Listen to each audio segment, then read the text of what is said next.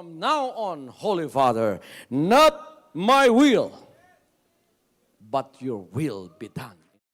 I said, Father, you have chosen me. Give me the strength to obey. I will follow you no matter what it takes.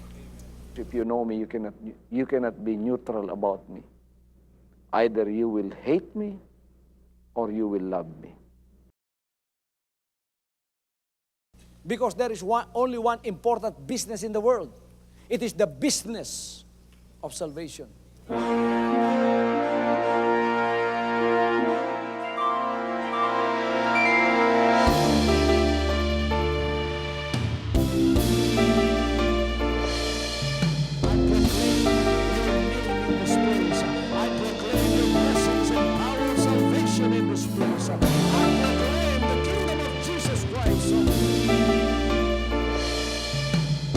As I am concerned, and as far as the work of God is concerned, we have reached the end. Last September 13, 2003. When you find God, you find His love. Because God is love. Ganon ang pag-ibig ng Panginoon. Walang katapusan na yan ay bumabalik-balik sa atin. If you want to receive, you have to give. Receive it by faith and say, Lord, I will touch up. Because the game plan of God was to save us from sin through the power of love. He has completed. His salvation works in the Spirit. After April 13th, the door is open for everyone to come. The salvation works of the Father is now completed in me. Salvation is here.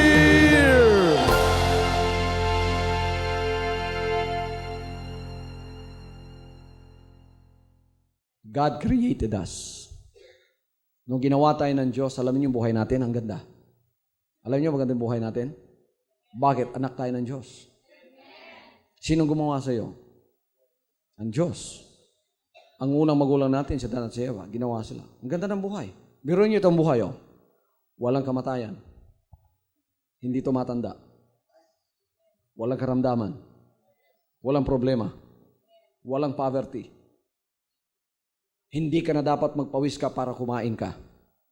Lahat ng ginawa ng Diyos na Ama mo, binigay sa iyo. Sabi niya, you go and dominate. Have dominion on all my creation. Binigay sa atin yun. Eto naman ngayon, ang isang walang hiyang, tama ba yung gawin sa TV? Tama para kay Satanas to, hindi naman para sa inyo.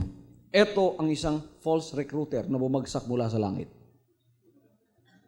Ni-recruit ngayon yung ating ama at inang nauna na at niloko niya sila bago tumanggap ng mga salita ng Diyos, nilinlang na niya. Sinabi pa ng Diyos na huwag kayong kumain sa bunga ng prutas na nasa kalagitnaan. Sabi niya, nagsisinungaling yung Diyos niyo. Alam niya, pagka sa araw na kumain kayo, magiging Diyos kayong katulad niya. Amen? Amen? E di kumain nga ngayon, mga kapatid, hindi nila alam nung kumain pa sila, naisangla na lahat ang kanilang mga karapatan. Doon na pumasok ang kamatayan, ang mga karamdaman, ang mga problema, ang mga tinik. Bakit? Sapagkat namutawi sa bibig ng Diyos ang mga sumpang dadanasin ng tao sapagkat siya ay sumuway sa kanyang utos. Sabi niya, ikaw, lalaki, mula ngayon, hindi ka kakain na hindi magpapawis. Ikaw naman, babae, hindi ka manganganak na hindi magkakaroon ng hapdi at pagsusumakit. Kayong mga ina, di ba nangyayari sa inyo yan? Kayong mga ama, di ba nangyayari sa inyo ngayon yan? Kailangan kumayod kayo from 6 to 6 para mabuhay. Pagkatapos, akala ninyo, nagtatrabaho kayo 6 to 6, kayang-kaya na, tamang-tama na. Butas pala yung bulsa nyo. Bawat buwan, you are having a hard time to make both ends meet. Kala mo tama na yung sweldo mo, pagkakinabukasan pala, kulang pa rin, may utang pa rin tayo, lalo dumadami yung utang natin. Lalo tayo nagkakaproblema. Kumayod ka na naman. In fact, mga kapatid, nakakakita ko, kahit sa Amerika, mga Filipino doon, nagtatrabaho, 3, 3 ang kanilang trabaho. Wala nang time sa bahay nila. Iwan nila yung anak nila, 1-year-old. Pagbalik nila, mga kapatid, 7 years old na. Hindi nagkakaroon ng sapat na time. Uy, 7 years old ka na pala. Praise the Lord. Sapagkat nag-aaral ang bata, ngayon nagtatrabaho siya ng gabi, pabalik ng araw, wala na yung bata doon. Ganon ang ganon. Yung mother naman nagtatrabaho ng araw, sa gabi naman wala rin siya doon. Kuminsan, babak na sila na back to back na yung mga trabaho nila. Wala lang time mga kapatid, para kumayod lang. Talagang nagpapawis. Kaya yung mga Pilipino, pagka mawawalan sila ng trabaho, nanginginig na sila. Sapagkat alam nila yung bahay nila, binabayaran pa na yung monthly. Yung mga sasakyan nila, binabayaran monthly. Anong ibabayad ko? When in America, you cannot pay your rent 1 month. You are homeless. Tutulog ka na doon sa parke. Mabuti dito, pagka nawalan ka ng bahay, may ina kang pupuntahan kahit matanda ka na. Amen? Sa Amerika, napakaraming mga psychiatry clinic, mga kapatid. Parang mga sari-sari store, yung mga psychiatry clinic. Sapagkat ang problema nila doon, hindi katulad ng problema natin dito. Tayo dito, walang mga psychiatry clinic. Natataka ka, bakit? Because our families are still knitted together. That when you have a problem, you have a shoulder to cry on. You can go to your mother, you can go to your relative, your brother, tapos sasabihin mo yung problema mo doon sa kanila. Sa Amerika, wala kang mapagsasabihan. Kaya sila ay kuminsan, mga kapatid, tumatayo sa umaga, hindi na alam kung saan sila. Saan ba ako? Kaya may mga psychiatrists, napakarami, upang i-counsel sila at makabalik sa kanilang sound mind. Yan sumpa. Amen. Babae naman, pagka nanganganak. Walang babaeng tumatawa pagka nanganganak. Sumpa na mayroong katuparan sa ating buhay ngayon yan. O kayo mga ina, nung kayo'y nanganganak, tumatawa ba kayo? Ay, naku, praise God, ang sarap mga anak. Tumatawa ba kayo? Sinasabi, ang sakit. Pagka nakita mo yung asma mo, ikaw ang dahilan! Hindi na ako ulit, isang beses na lang. Di ba? Anong sinabi ng Panginoon? Maghihirap ka sa iyong panganganak. And then, dinoble niya yung sumpa doon sa demonyo na pumasok sa ahas. Pati ahas. Ang ahas noon, nakatayo yan tulad ng tao. Sabi niya, ikaw, gagapang ka at kakain ka ng alikabok. Kaya ngayon, yung ahas na pinasukang yon, mga kapatid, ganyan nga ang ginagawa at yung simbolo ng kamatayan ngayon. Doon na pumasok ang kadimalasan sa buhay ng tao. Pero di ganun ang buhay natin. Ni-recruit lang tayo. Dinala tayo sa isang mala-impyernong buhay. At kinuha ang lahat sa atin. Ninakaw ng demonyo. Pagkatapos na ninakaw niya ang lahat, ito ang buhay ng sinabi ng Panginoon sa parable of the Good Samaritan. You look at the Good Samaritan. This Good Samaritan, the parable of this is a very beautiful example of a parallel life that came over here to earth and made himself as a man, and that's the Lord Jesus Christ. Mga kapatid, sinabi niya mayroong isang tao galing sa Jerusalem, pumunta siya ng Jericho. Do you know the meaning of that in biblical terms? Ang ibig sabihin ng Jerusalem, that is the city of God. That is the city of blessings. Pagka nandun ka, pinagpala ka. Ang taong ito, sabi niya, bumaba, papunta sa Jericho. Yun lang sinabi niyang, bumaba, papunta sa Jericho. Ibig sabihin nun, umalis sa kanyang kinalalagyang pagpapala, nung nalinlang na siya ng demonyo, at bumaba siya, papunta sa Jericho. And Jericho is a cursed city. Yun ay ang siyudad ng sumpa. Kaya ang tao umalis sa pagpapala, lumakad siya pababa, papunta sa sumpa. Sa kalagitnaan ng sinabi ng banal na kasulatan. In the middle of his way, robbers and thieves came. Tapos mga kapatid, binugbog siya, pinagnakawan siya, ninakaw lahat. Tapos, they left him half dead. Ganon ang ating situation. Kalahati na lang ang buhay natin. Kayo, kahit physically alive kayo, kung wala kayo sa Diyos, you are spiritually dead. Amen?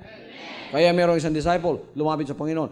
Panginoon, di mo na ako sasama sa iyo ngayon sapagkat lilibing pa namin yung magulang kong namatay. Sabi ng Panginoon, pabayaan mo yung mga patay, maglilibing ng kanilang mga patay. Sa Panginoon, kahit lumalakad ka, patay ka. Kung wala ka sa Kanya, wala kang kaligtasan. Bakit?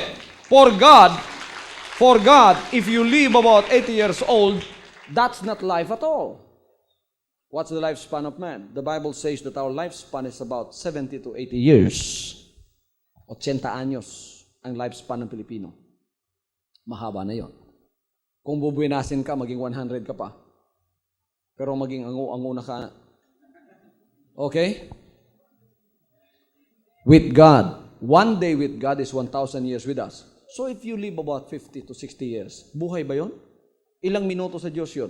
Baka 5 minuto lang yun. Kung ang anak mo nabuhay ng 5 minuto, buhay ba siya? Patay yon. Kaya ikaw nabuhay kang 80 anyos, 5 minuto ka lang nabuhay sa harap ng Diyos, you are already dead in the sight of God. Ikaw ay patay. So wala sa Diyos. Ayon ang ating kondisyon. Half dead. Pinagnakawan ng lahat na binigay ng Panginoon sa atin. Noon, pwede tayong makipag-usap sa Diyos. Inalis ng demonyo, ninakaw sa atin. Anong sinabi ng banal na kasulatan to the parable of the Good Samaritan? Dumaan doon ang Levite. Levite nagdadala ng batas ng Diyos yun. Tiningnan niya yung taong may karamdaman, pinagnakawan, binugbog, naghihingalo. Umiwas siya ng daan at hindi tinulungan. A Levite talks about the religion of their day and the religion of our day today. Then dumaan na naman ang isang Pharisee. Nagdadala din niya ng relihiyon. Dumaan siya, tiningnan niya, hindi rin niya tinulungan. Tapos mga kapatid, dumating ang Good Samaritan. Itong Good Samaritan, a Samaritan is half Jew and half Gentile. He is not accepted in the Jewish community and he is not accepted in the Samaritan community dahil mistiso siya. Kaya half-half siya. Ito ang Panginoon.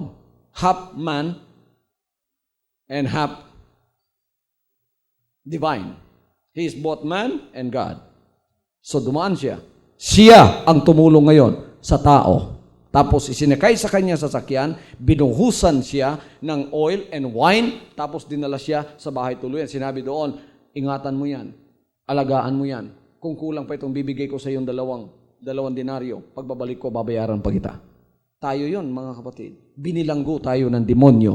Naging floor contemplasyon tayo. Ibinilanggo tayo sa kanyang bilangguan. Sinintensyahan ng kamatayan. Tapos naghihintay na lang tayo ng ating kamatayan. It might be 4 days na ikaw ay naghihintay. It might be 80 years. It does not matter at all, but you are already sentenced to die.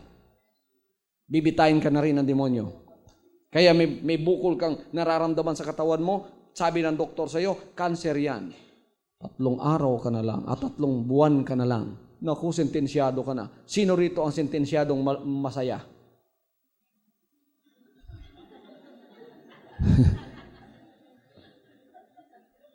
Amen?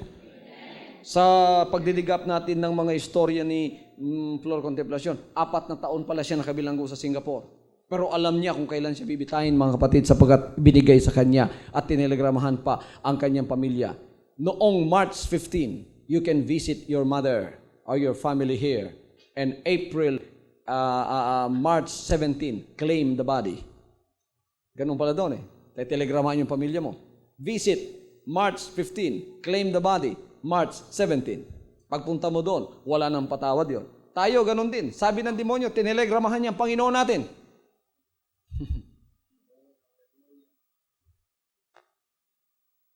Visit Him and claim the body. Tayo yon. Wala tayong kamatayan. Ngayon, sentensyado tayo ng dahil sa kasalanan. Ng dahil, mga kapatid, sa demonyo, binilanggo tayo. Dinala tayo.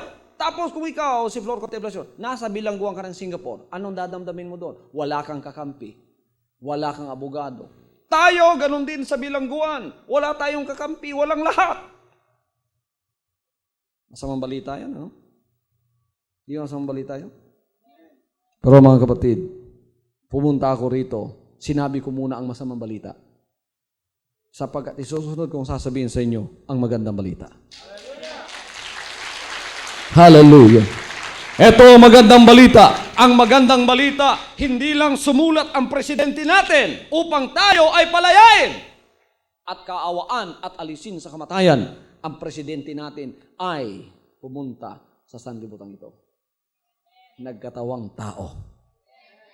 At nakatayo tayo sa harap ng demonyo at sinabi niya, you are sentenced to die because you are now in our hands. You disobeyed the law and therefore the verdict is that you are guilty and the sentence is that you will die. Pero ang presidente natin dumating. Pumasok siya sa pintuan at tumayo sa tabi natin at sinabi niyang, I will take his place. Hallelujah. Sino ang presidente natin? Presidente natin dahil Jesus Christ is a king. In His kingdom. And we are now in the kingdom of heaven. Mind you, you do not belong to the kingdom of Saudi Arabia. You belong to the kingdom of heaven. Jesus Christ is the king. Meron din siyang mga batas. Ang mga batas niya, ang kanyang mga banal na salita. At siyang pinakadakilang hari. Hindi lang siya nagmakaawa, siya ay pumunta rito at sinabi niya, kukunin ko ang lugar niya. Sabi ni Satanas, hindi ka dapat mamatay sa kanya, siya dapat mamatay sapagkat siyang nagkasala. Tama nga naman, dahil sa Old Testament, sinabi ng banal na kasulatan, labag yon. Pagka ang tao nagkasala, siyang mamamatay sa kanyang kasalanan. Ang walang kasalanan, hindi dapat mamatay. Anong ginawa ng Panginoon upang siya ay kumuha ng ating lugar at mamatay siya para sa atin, kahit wala siyang kasalanan? Sinabi niya sa dalawang tao, ginawa na lang niyang isa, tayo at siya. Siya ang ating naging ulo, tayo ang kanyang naging katawan. Tumayo siya sa harap ng judge na ito. Sinabi, ngayon, isa na lang kami. Ako ang ulo niya at siya ang aking katawan. May karapatan na akong mamatay para sa kanya. Dumating siya rito, pagkatapos mga kapatid, ipinako sa krus. Binayaran niya ang ating kasalanan. Ibinitay siya ng presidente ng impyerno. At akala niya, ayun na ang katapusan. Hindi niya alam na kahit palang kamatayan, hinahawakan ng ating Panginoon upang makalabas tayo sa kamatayan. Pangatlong araw, bumangon muli ang ating Panginoon at daladala na niya ang susi ng kamatayan, ng impyerno at ng kaluwalhatian at kailanman siya ay hindi na mamamatay. Hallelujah. Siya ang naging abogado natin at siya ang naging sacrificial lamb para sa atin upang tayo ay makalabas sa bilangguan ng walang awang presidente ng Singapore. Ng impyerno pala. Everybody say, praise the Lord. Praise the Lord. Ngayon tayo ay naririto, nakalaya na. Lahat ng tatanggap sa Kanya at aariing ganap ang lahat ng Kanyang ginawa sa krus ng Kalbaryo. Bawat isa sa inyo, mga kapatid, ay binigyan na ng susi ng inyong bilangguan. Palalabasin na kayo sa bilangguang yan na kung saan pinagsadlakan ng demonyo sa inyo nung kayo ay na-recruit. Dinala kayo sa bansang yon. Inakit kayo ng demonyo at sabi niyang, mas magandang buhay dito sa Singapore. Mas magandang buhay dito pag kayo sumunod sa akin. Mas maganda nga. Hindi ko sasabihin sa inyong walang kaligayahan sa kasalanan. Masaya rin ang nasa kasalanan. Di ba? Mahirap na masaya. Sa Singapore, mahirap din, pero masaya rin. Dahil nakakapadala ka ng pera. Ayun nga ang linlang doon eh. Ngayon mga kapatid, ang demonyo sinabi niya, sumunod ka, magiging Diyos kang kasama niya. Malalaman mo ang mabuti at ang masama. Kaya ikaw nga ay sumunod. Nang sumunod ka, masarap nga. Di ba masarap mga kapatid mag-drugs? Mahahay ka? Kaya maraming nagda-drugs. Kahit ang bansa natin, lahat ng bansa sa sanlibutan ay gumagawa ng mga batas para masumpo ang drugs. Masugpo ang drugs? Nasusugpo ba natin ng drugs? Hindi. Lalong dumarami. Dahil marami ang commodities ng drug. Marami ang nag-demand yan. Dahil masarap daw, lumilipad daw yung utak nila, nalilimutan nila yung problema nila. Pero pagbagsak naman sa lupa, mga kapatid, dumodoble pa yung problema mo. Amen? Oh. Inakit tayo at dinala sa kanyang sariling bansa. Pagkatapos pinakita sa atin ang kaligayahan ng salibutan. Pinakita niya sa ama natin yan. Dinala niya sa bundok. Sanabi niya, kung luluhod ka sa akin at sasambahin mo ako, nakikita mo ang ningning ng mga siyudad na yan. Ibibigay ko lahat sa iyo yan. Ikaw, pinatungtong ka rin niya doon. Pagkatapos sinabi niya, tingnan mo ang Singapore, ang ganda. Napakaganda ng mga ilaw dyan. Pumunta ka, sunod ka sa akin. Pagpunta mo, akala mo magkakaroon ka ng magandang kapalaran. Yung pala bumagsak ka sa bilangguan. Sinintensyahan ka at walang awang papatayin ka pala. ng demonyo. Salamat na lang sapagkat ang presidente natin, mga kapatid, ay dumating. Hindi lang sumulat. Sinabi niya, I will take his place. I will die for him. I will pay what he did against my law. Hallelujah. Kaya dumating siya. Pagkatapos kinalagan tayo, kinuha sa bilangguan ng kasalanan, bilangguan ng bisyo, bilangguan ng karukhaan, the prison halls of poverty, the prison halls of sin, and afflictions and diseases and curse. And He set us free. The Bible says, you shall know the truth, and the truth shall set you free. Hallelujah! Kaya tayo ngayon ay naririto. At pagkatapos, ano ang role ng ministering ito para sabihin sa inyo ang magandang balita? Ang magandang balita, eto, pinadala ko ng Panginoon para sa inyong nasa bilangguan pa na hindi ninyo alam na may nangyari na palang bayaran.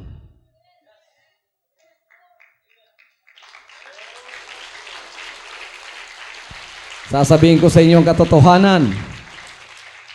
Hoy mga OCW sa bansang ito, mga OCW sa sanlibutan ng kasalanan na naririto at nagtatrabaho pa para sa demonyo, binilanggo at may sentensya ng kamatayan. Pinadalang ambasador na ito upang sabihin sa inyo, ito ng susi, binayaran na yung kasalanan nyo, makakalaya na kayo. Woo!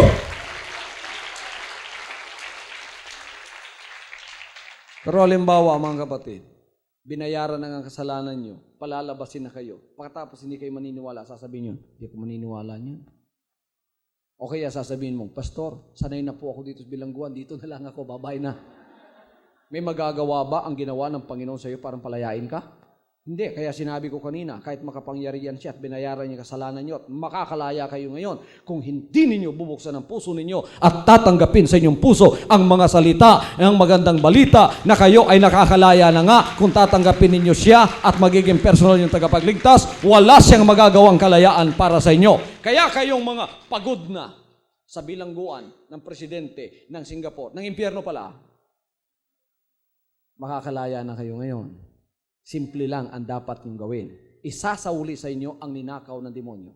Ano ang ninakaw niya sa inyo? Buhay na walang hanggan. Eto ang pangako, babalik kayo riyan. Tapos mga kapatid, ano pang ninakaw niya? Ang inyong kasaganaan.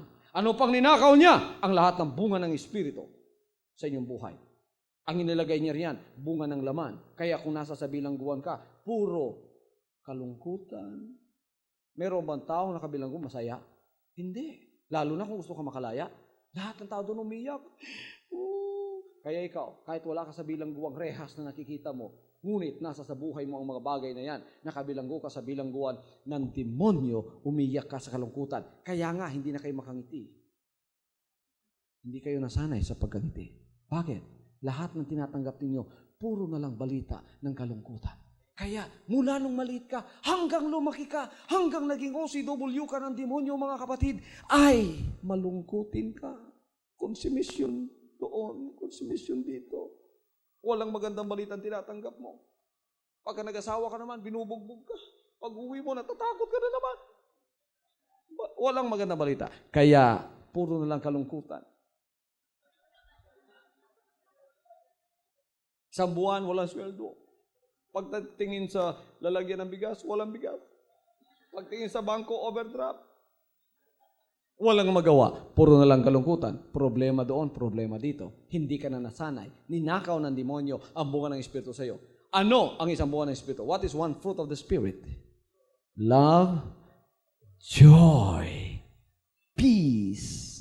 Ayan mga kapatid, pangunahing bunga yan. Ang lahat ay masabing love, joy, peace. Ninakaw na ng demonyo yan, kaya wala ka ng joy. Kasi ang lahat ng balitang nababalitaan mo, puro masamang balita. Kaya yung mga OCW natin, tingnan niyo, pagka umuwi dito, nababasa mo sa dyaryo. Tingnan mo sa TV Patrol. Tingnan mo sa Magandang Gabi Bayan. Puro iyakan blues. Pinugbog ako doon. Umuwi, wala na sa matinong pag-iisip. Pag-uwi, mga kapatid, pagpunta roon, pasahero pa, pag-uwi, nakabox na. Tapos, puro konsumisyon, puro iyak, puro masamang balita, puro masama ang nangyayari sa atin. Hindi na dapat magkaganon. Sapagkat eto magandang balita, ang ambasador ng Diyos ay pinadala at sinasabi sa inyo, makakalaya na kayo. Mga OCW sa bansa ng kasalanan na kung saan ang presidente ay si Satanas. Makakalaya na kayo ngayon. Tatanggapin ba ninyo kalayaan ninyo? Lahat ng pagod na sa bansa ng kasalanan, kahirapan, karamdaman, na gustong makalaya, itaas ang kamay. Okay, marami pala, no? Yung lahat ng kontento na sa bilangguan nyo, taas ang kamay. Wala? Lahat kayo sasama na? Lahat kayo lalabas na? Isasauli sa inyo mga kapatid, ang magandang balita, ito isasauli lahat sa inyo ang ninakaw ng demonyo. Unang-una, ibibigay sa inyo ang spiritual na buhay niyong ninakaw niya. Noon wala kayong relationship sa Diyos, nabubuhay kayo, physical being lang kayo, and you forgot that you really were created not as a physical being, but you were a spiritual being that you don't have death in your body. That's why you are spiritual. Ninakaw niya yun. Sasauli ng Panginoon. Magkakaroon ka na ngayon ng relationship sa Kanya. Magkakaroon ka na ng relationship sa Kanya. Okay, marunong ka na manalangin ngayon. Matutuwa ka na ngayon. Isasauli ng Diyos ang spiritual na buhay mo. Hindi ka nabibitayin ng demonyo. Hindi ka na sasabing, maiimpyerno ka ngayon. Sige, magpakasala ka ng magpakasala. Sige, hanggang mamatay ka sa kasalanan mo. Impyerno ang bagsak mo. Hindi ka na bibitayin pa. Iniligtas ka na sa pangalawang kamatayan na walang iba kundi ang nagniningas na impyerno. Bitay yon ng demonyo. Inalis ka na doon ngayon. Tatanggapin ba ninyo ang buhay na walang hanggan? Ang tatanggap muli sa kanilang buhay na walang hanggan, itaas ang kamay. So malaya na kayo sa bitay. Sinong tatanggap sa bunga ng Espiritu? Number 1, kapayapaan at kaligayahan. Magsimula na kayo tumawa ngayon. Sige nga, i-practice na nga ninyo. Ang lahat ay ngumiti. Tingnan nyo, nasanay na kayo sa bansa ng demonyo. Anong bansa ng demonyo? Kalungkutan. Dito sa bansa ng Diyos, Jesus Christ at kanyang kaharian, bawal ang nakasimangot. Hallelujah! Alam niyo ano mangyayari sa inyo? Magmumulta kayo pagka nakasimangot kayo dito. Pastor, nahihiya po akong umiti dahil wala akong ngipin. Bahala na wala kang ngipin. Umiti ka lang mga kapatid. Magsaya ka sapagkat ang kasayahan at ang kagalakan ay tanda ng iyong katagumpayan. Hallelujah, hallelujah. Di ba sinabi ko na noon dito, may mga taong nasa bansa ng kasalanan na hanggang namatay sila, hindi sila nakapag-aral kung paano ngumiti sapagkat puro masamang balita ang nangyayari sa kanila. May nangyayari nga ganyan mga kapatid. Hanggang namatay siya, nakasimangot siya.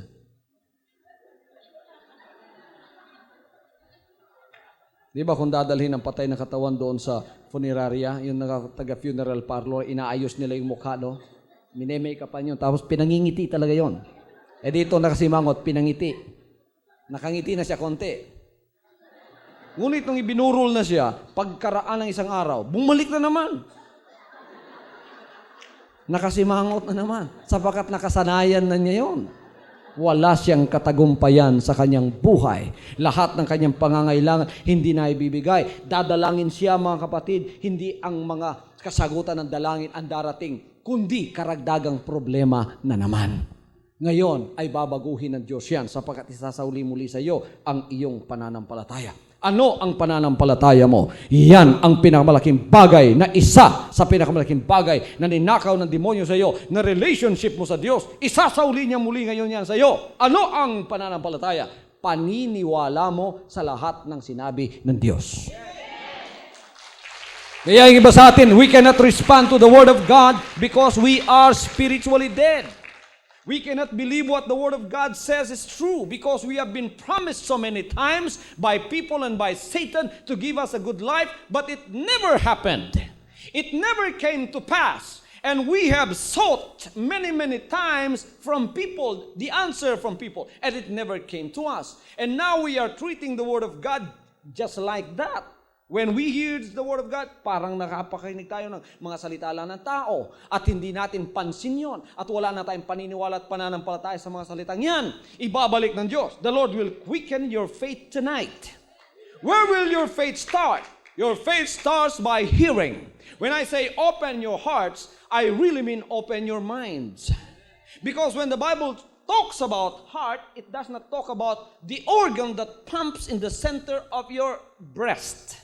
That's not the organ that the Lord is talking about. Kasi yung puso mo, pag sinabi ng Word of God, puso mo, ang ibig sabihin niya yung isip mo. Kasi yung mind mo, yung isip mo, yan ang upuan ng espiritu mo. Tingnan niyo, hindi yung puso natin. Kasi yung puso natin, iyan ay organong nagpapump ng dugo, na pagka nagpump yan, mga kapatid, sa lahat ng extremities ng katawan mo, pinadadaan ang buhay sa dugo na yon. Pagkatapos, mga kapatid, hindi yun ang sinasabing, buksan mo. Buksan mo ang isip mo. Tingnan ninyo, no? Kung kayo, hindi nyo bubuksan yung isip nyo, tatanggapin ito, walang mangyayari sa buhay nyo. Ang puso natin, pwedeng palitan yan. Iibig ka pa rin. May mga tao, nagkasakit ang puso, pinalitan, yung tinatawag na heart transplant. Naging goma na yung puso niya yun. Nung umuwi siya, anong sabi niya sa asawa niya? Dear darling, I still love you. Umiibig pa rin siya kahit ang puso niya ay goma na. Sapagkat matino pa ang isip niya. Ngunit nakikita ba ninyo kahit sa Bacolod, nakakita ako kanina, ang laki ng katawan, pero sira ang isip. Magandang puso nun. Pero mga kapatid, ang pamada, asfalto. Amen. Naglalakad, wala nang baro. Hindi alam kung saan siya dahil sira ang isip niya. Ang sinira ng demonyo, ang isip natin. Sinabi ng demonyo, wala kang makukuha riyan. Walang mangyayari sa buhay mo. Ganito ka na nga. Nasa kabilanggo ka, mamamatay ka riyan. Yan, ninakaw niyang pananampalataya mo. The Lord is going to quicken your faith right now. Yan ang isa sa uli niya sa iyo. Lilingunin mo ang demonyo at sasabihin mong, sinungaling ka. These circumstances that you see around us, poverty, crime, drugs, everything that you've seen here in this world is controlled by the devil. That is circumstances in life made by the devil. Let us go out and recreate our own world. It is the world that God has given to us, which is the world of the Spirit, world of prosperity, world. Our Father's connection is already restored to us. Siya na, balik na tayo sa paraiso natin ngayon, i-recreate natin yon sapagkat doon talaga tayo pababalikin. Ngunit kailangan manumbalik ang ating pananampalataya sa Kanyang sinabi. Babalik ba sa inyong pananampalataya niyo, mga kapatid? Maniniwala ba kayo sa mga bagay na hindi niyo nakikita? Ngunit sinabi ng Diyos. Sino dito naniniwala sa langit? Sino dito naniniwala na mayroong buhay na walang hanggan?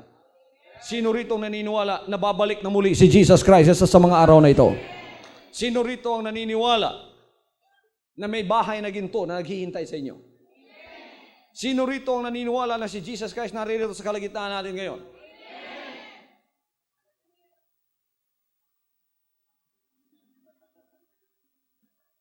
Naniniwala kayo dito si Jesus Christ ngayon? Bakit kayo naniniwalang nandito siya? Sapagkat sinabi niya. You know, you have to believe God. Why? Because God is not a liar. What God said is true. God can do anything because He's powerful. But there's one thing that He cannot do. He cannot lie. Hindi siya pwedeng magsinungaling dahil siya ay Diyos ng katotohanan. So, the problem of people today is that they are so rational that they don't believe whatever they don't understand. But when you deal with God in faith, you don't have to understand what He says. You have just to believe it. Ang Diyos, mga kapatid, malalalim siya. Kaya hindi mo maunawaan kaagad. Pero kung hindi mo naunawaan, hindi mo na paniniwalaan, wag. You deal with Him in faith. Without faith, it is impossible to please Him. Anong pananampalataya? Kahit hindi kita naunawaan, Panginoon, pero sinabi mo, maniniwala ako. Hallelujah!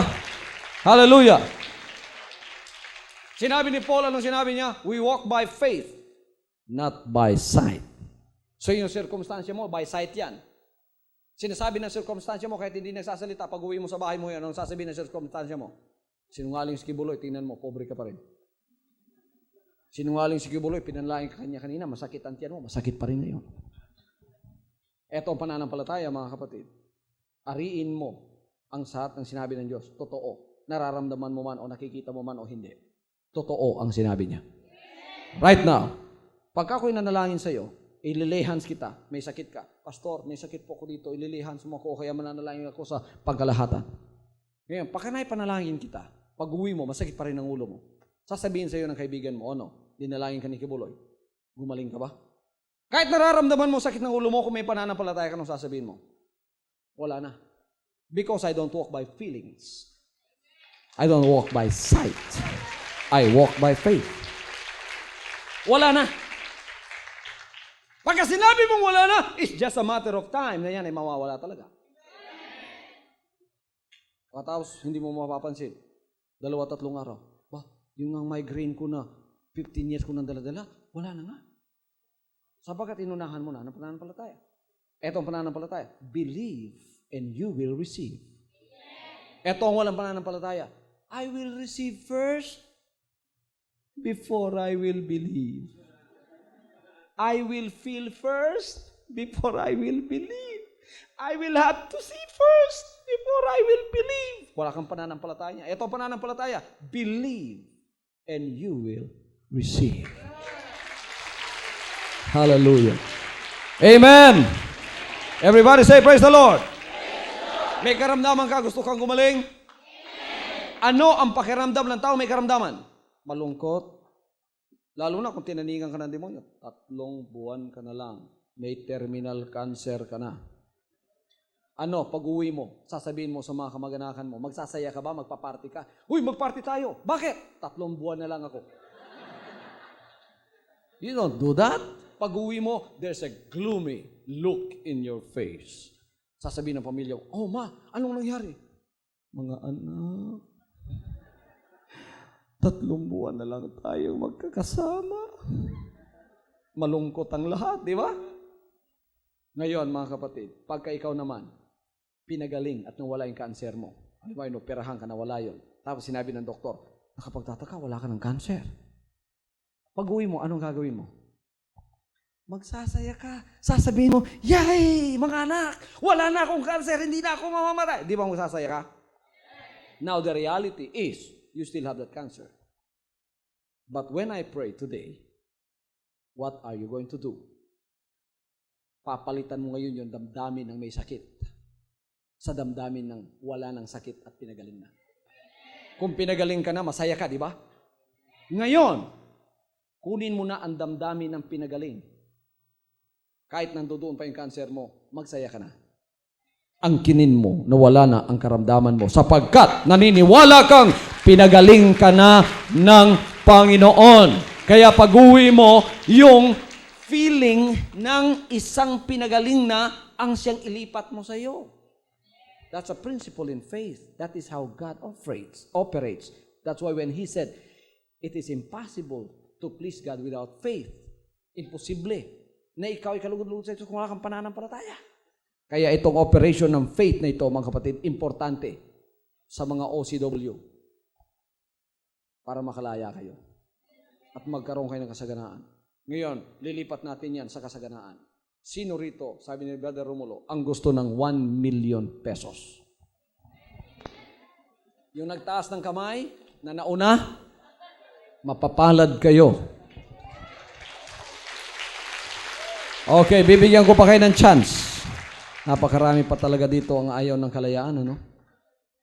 Bibigyan ko pa kayo ng chance. It seems childish when I say this, no? But when you follow my instructions, it is not childish at all. It's going to happen in your life. As it is happening in the lives of many people today. How many of you wanted to have financial miracles in your life? Let us be more specific. How many of you wanted to receive 1 million from the Lord? Miraculously. Okay. How many of you don't have 1 million right now? Ilan sa inyo ngayon ang binabagabag ng napakaraming utang at hindi mabayad-bayaran? Taas ang kamay. At ilan sa inyo ang gustong tumanggap ng perang mababayaran ninyo ang utang na yan at sobra-sobra pa ang maiiwan sa inyo? Etong gawin nyo. Mananalain ako mamaya. Etong gawin nyo. Damdamin na ninyo ang damdamin ng taong tumanggap na ng 1 million. Ano ba, binigyan kitang 1 million ngayon, nasa sa kamay mo na. Anong dadamdamin mo? Pag-uwi mo, may confidence ka na sa sarili mo. Yung sparkle ng mukha mo babalik. Aalis yung kalungkutan, aalis yung dimalas na mukha, aalis yung negativism ng mukha mo, aalis yung espiritu mo na papabigat sa iyo, biglang sisigla yung mukha mo, lalo na yung tumama ng sari manok. Yung hindi tumama ng sari manok, sorry manok na lang kayo. Okay, pagka tumanggap mga kapatid, biglang magsisigla yung mukha niya, biglang kikislap yung mga mata niya, biglang babalik ang buhay sa kanya, at biglang magkakaroon siya ng malaking pag-asa, at magkakaroon siya ng maraming panaginip sa buhay. Woo! Pag-uwi ko, mababayaran ko na lahat ng utang ko. I can now stand up to people and look them right in the eyes and I'll not be ashamed because I am able to pay my debts. Pagkatapos mabayaran mo, naku, hindi ka makatulog na sa gabi. Hindi dahil sa utang na yon, kundi dahil sa kagalakan. Kung paano mo pinaplano yung bahay mo. Yung bahay ko, gagawin kong pareha ng El Fisher Hotel. Gagawin kong katulad ng El Fisher Hotel, yung sala ko, naku, ang ganda.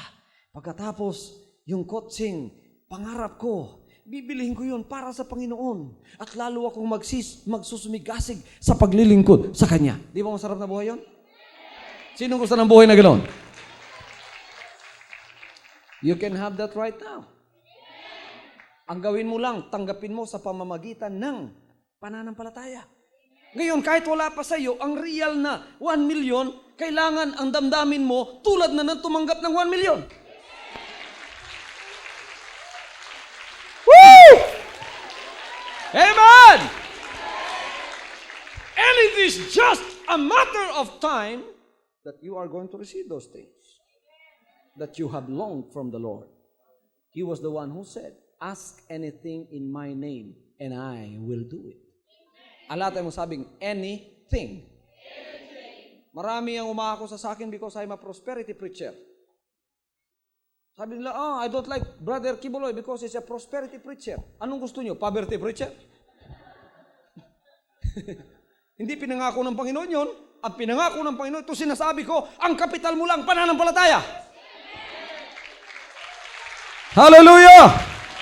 And I promise you that if faith is restored back to you, you will never become an OCW anymore. Right here in your nation, in the Philippines, in our nation, God is going to bless you. Sabi ng demonyo, pobre ang Pilipinas, sinungaling siya. Mayaman ang Pilipinas. Siyang lumilin lang sa atin. Isang araw, mga kapatid, pagka pinagpalaan tayo lahat sa pananampalataya, lahat ng OCW natin babalik dito. Magiging pinagpala sila at magiging masagana ang buhay nila. Baka ang taga Singapore ang pupunta dito pagkatapos magpapamaid sa atin. Ilang Singaporean ang gusto nyo? Amen. Everybody say, praise the Lord. Praise the Lord. So, damayin na ninyo yan. Bakit ko nasasabi yan? Are there scriptural evidences of that? Yes. Sarah, halika nga. Mrs. Sarah, how old are you? I'm 100 years old. Mr. Abraham, how old are you? I'm 110 years old. Dumating ang Panginoon sa araw sa buhay nila. Sinabi ng Panginoon, Abraham, meron akong sasabihin sa iyo. Sabi ni Abraham, ano yun? Obviously, this is a good news. Kasi ang Panginoon pag nagsalita, good news yan. Sabi niya, Abraham, nakita ko ang kalungkutan mo. Naghahanap ka ng anak, matagal na panahon. Hindi ka nagkaanak. Ngayon, Abraham, sa susunod na taon, ganitong araw, ganitong petsa, magkakaanak ka. Narinig ni Sarah yon. Nandoon siya sa tolda, sa likod. Anong ginawa ni Sarah? Tumawa siya. Kayo hindi kayo tatawa? Manganganak kayo, 100 years old na kayo?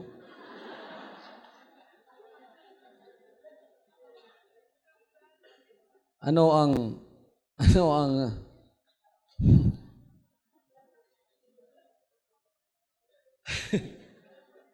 ang age ng babae bago mag-menopause?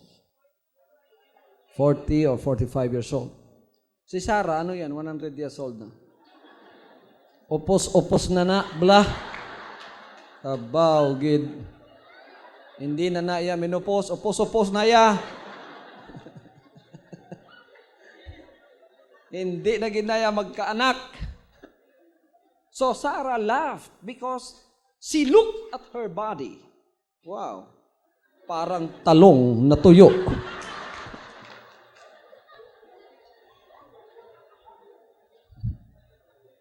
Kung lan taon mo si Abraham, 110 years old. Si Sarah, menopause. Si ano? Mikopos na. Why nagit? 110 years old. Tumawa si Sarah dahil tininan niya. Nakakita na kayo ng talong na tuyo. Ayan ang katawan ni Sarah. Kaya tumawa siya. Pero after the Lord said that, 3 months after that, nagtaka si Sarah sapagkat isang gabi gumising siya. Naku, nung gumising siya, nagsusuka na siya. Abraham, ano ba itong nangyayari sa akin? Wow! Nagadigwa bala mga kauturan. At hindi season ng mangga, inutusan si Abraham. Abraham, ngayon din, maghanap ka ng mangga. Sabi ni Abraham, hindi season ng mangga ngayon ha. Yun pala si Mrs. Sarah, naglilihi na. Ang matandang Sarah, naglilihi na. Oh. Tapos mga kapatid, after 6 months, ayun, malaki na. After 9 months, tapos sinabi ng Panginoon sa araw na yon, nanganak nga siya. Si Isaac, ang anak sa pangako. Nagkatotoo ba yung sinabi ng Panginoon? Pero if you walk by sight, like Sarah did walk by sight, she looked at her body.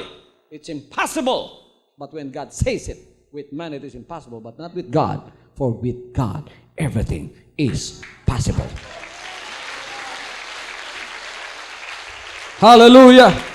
Now, you look at your own life.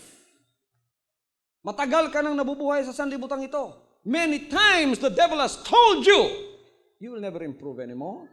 Hindi ka na magkakaroon ng kasaganaan sa buhay mo dahil karukhaan ang nasa sa iyo. Pinanganak kang duka, mamamatay kang duka. Kung titingin mo katawan mo, parang si Sarah. Wala na, imposible na to.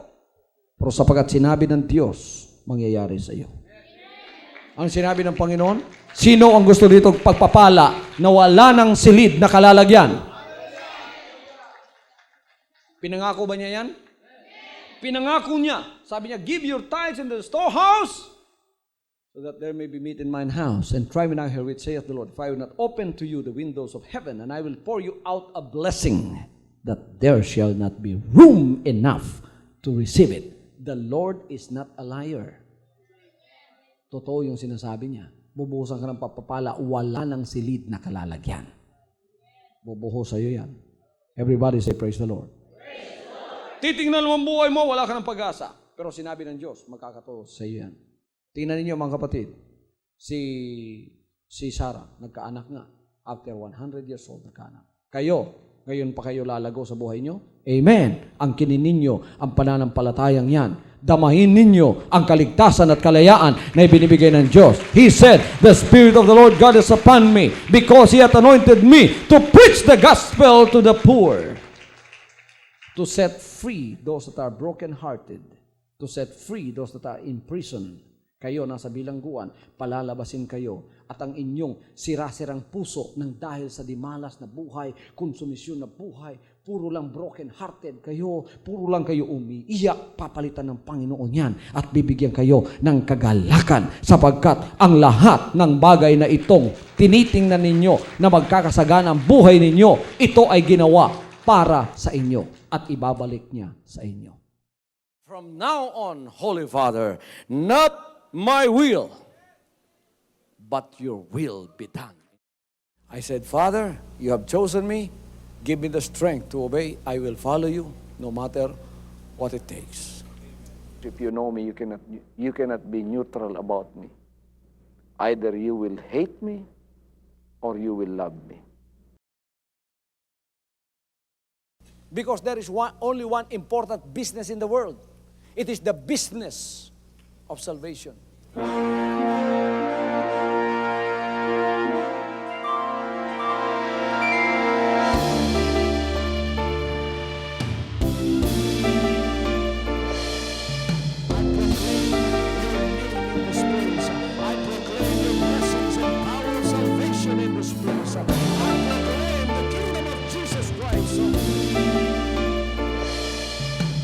As far as I am concerned, and as far as the work of God is concerned, we have reached the end. Last September 13, 2003. When you find God, you find His love. Because God is love. Ganon ang pag-ibig ng Panginoon. Walang katapusan na yan ay bumabalik-balik sa atin. If you want to receive, you have to give. Receive it by faith and say, Lord, I will touch you.